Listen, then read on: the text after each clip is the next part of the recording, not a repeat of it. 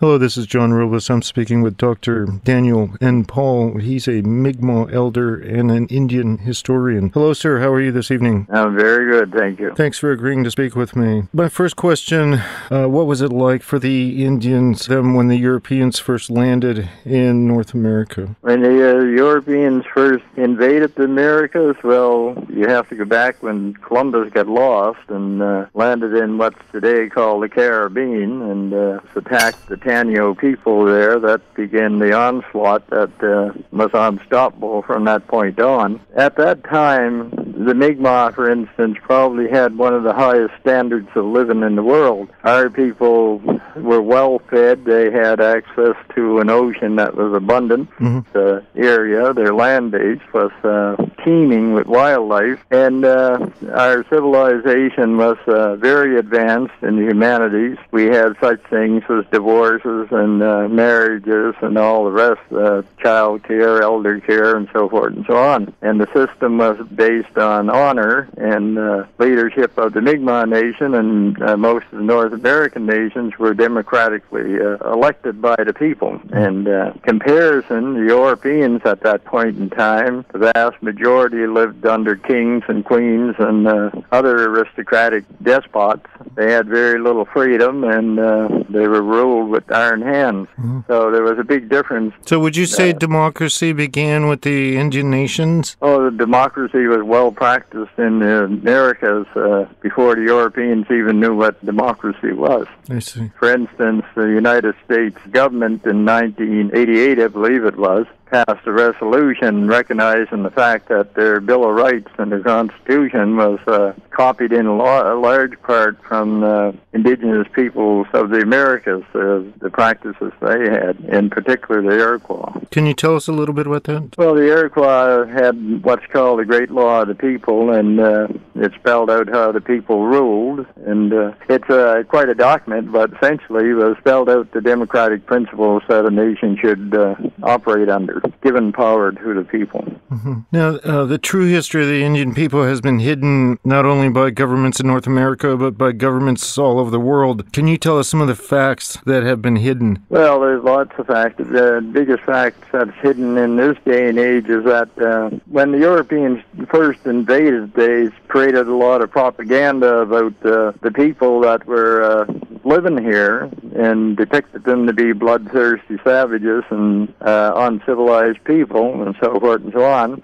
And their storytelling was so great that they believed it. In fact, it was completely wrong. If the people of the Americas had been such terrifying warriors and what have you, how come the Europeans were able to dispossess the people of two continents? The fact was that the Europeans came here as what I would call barbarians, in the sense that they came well armed and they were well equipped to fight people who really had no weaponry that wasn't comparable to what the Europeans had. And the Europeans, the reason they developed such lethal weaponry was simply because they were fighting among themselves for centuries and inventing better ways to kill one another. And when they brought that over to this side of the ocean, it was our people didn't stand a chance. You'll never hear that taught in school. It's something that's well hidden, and the people here were peaceful people, and if the Europeans had came and interacted friendly with the people here, there would never be any bloodshed spilled. Sure. Just a reminder, you're listening to an interview with Dr. Daniel N. Paul. Can you give us an example of how Indian tribes would resolve conflicts,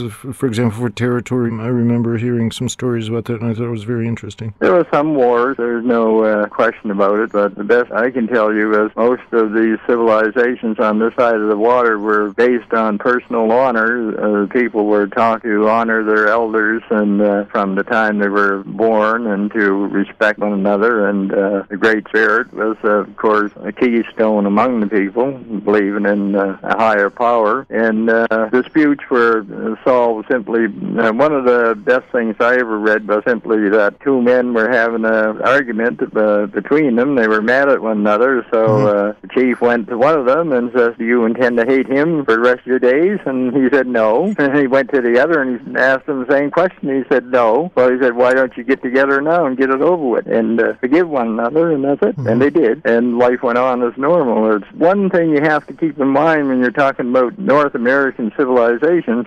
civilizations of the Americas. Greed was unknown. Personal accumulation of wealth was unheard of. People didn't know what that kind of thinking was about. And when you're looking at, collecting gold and silver and what have you, that was something that was never a big factor in the civilizations on this side of the water. Can you tell us some other things about Indian society and Indian culture that might be interesting to listeners? Well, one of the things I think everyone, perhaps not too many people, would know about is simply the fact that these civilizations that existed in 1492 when Columbus got lost were civilizations that were well advanced in their own right. They were people who had developed a way of living. The Mi'kmaq society, for instance, it was what I would call a U society. And from the time you were born, as you were a child and you were taught to respect all your friends and neighbors and entire community and to put your community first before your own personal needs. So people worked together for the joint welfare of everybody, for the bountiful welfare of everybody, and everybody prospered together. So there was no fighting among themselves to gain power or gain wealth or anything like that. That was something that was unheard of. And worshiping their creator was something that they lived in. It was a religion based on nature. They believed that the Great Spirit was in their people, in the trees, in the earth, and everything else. So it was a civilization that worked quite well, and I don't think at this point in time that you could reinvent that kind of thinking among people or reinstill it, because we're so corrupted by the European God that was imported into the Americas, and that's greed. Greed is something that is very destructive, and our people were doomed because they had no concept of what greed was. They couldn't understand it. And you're looking at Chief Sitting Bull and making a statement that if North America had been twice as large as it is, it still wouldn't have been large enough for the Europeans. They still would have wanted it all. You were listening to an interview with Dr. Daniel N. Paul. He's an elder with the Mi'kmaq. Thanks for listening.